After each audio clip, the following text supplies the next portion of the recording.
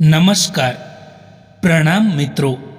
સ્વાગત છે તમારું એક નવા વિડીયોમાં.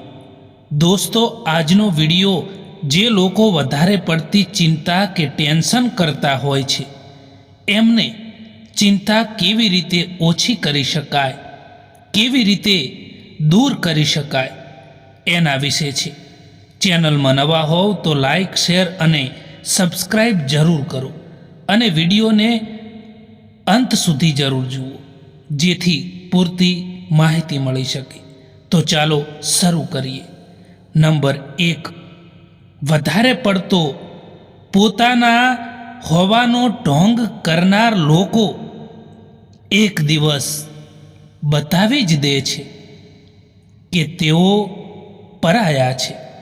નંબર 2, જિંદગીથી ક્યારેય પણ નિરાશ ન થવું જોઈએ દોસ્તો, કારણ કે આપણને નથી ખબર કે આવનારી કાલ એ આપણા માટે શું લઈને આવવાની છે. નંબર 3, જે સંબંધોમાં તમે તમારી કિંમત ખોઈ ચૂક્યા છો એ સંબંધોથી દૂર થઈ જવું જ બહેતર હોય છે. નંબર 4, દોસ્તો, આ જિંદગી જીવવા માટે મળી છે અને આપણે તેને વિચારીને પસાર કરી દઈએ છીએ. વધારે પડતું વિચારવું એ પણ આપણા શરીર માટે નુકસાનકારક છે.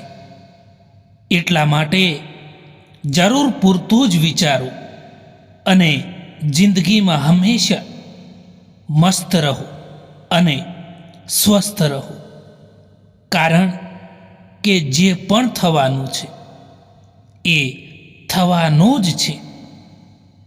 એટલા માટે ચિંતા કરવાથી કોઈ ફાયદો નથી. બદલાય તો માણસ જ છે. સમયનું તો ફક્ત બહાનું હોય છે.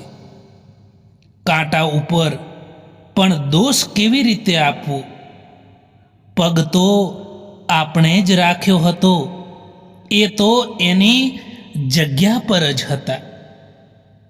તમે જિંદગીમાં કોઈકને એટલી જ જગ્યા આપો જેટલી એ તમને આપે છે.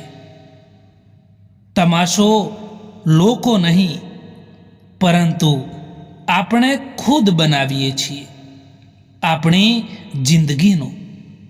આપણી કમજોરીઓ દરેક કોઈને બતાવીને. નારાજ થવા માટે પણ એક સારો સંબંધ જોઈએ, કારણ કે નારાજગી ખૂબ જ કિંમતી હોય છે. દરેક કોઈ પર નથી લૂંટાવી શકાતી. ખૂબ જ ઊંડી નદી અવાજ વિના વહે છે, એમ જ ખૂબ જ ઊંડા દુઃખ પણ આંસુ વિનાના હોય છે. જેમની ભૂલોથી પણ મેં સંબંધ નિભાયા છે, એમણે વારંવાર મને ફાલતુ હોવાનો અહેસાસ કરાવ્યો છે. ગુસ્સામાં કહેવામાં આવેલી એક વાત પ્રેમથી કહેવામાં આવેલી 100 વાતોને પણ ભૂલાવી દે છે. એટલા માટે હંમેશા પોતાના ગુસ્સાને કાબૂમાં રાખો.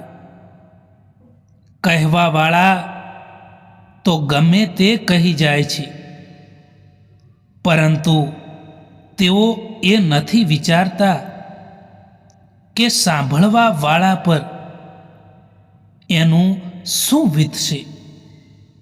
જ્યારે મૂડ ખરાબ હોય ત્યારે ખરાબ શબ્દો ના બોલવા દોસ્તો, કારણ કે મૂડ સુધારવા માટે સમય મળે છે, પરંતુ એ શબ્દો પાછા નથી આવી શકતા. એક સમજદાર વ્યક્તિ એ જ હોય છે જે બીજાની વિશેષતાઓમાંથી કંઈક શીખે, ના કે તેની ઈર્ષા કરે. સંબંધો ક્યારેય મીઠો અવાજ કે સુંદર ચહેરાથી નથી ટકતા. સંબંધો ટકે છે ફક્ત સાફ દિલ અને સાચા વિશ્વાસથી.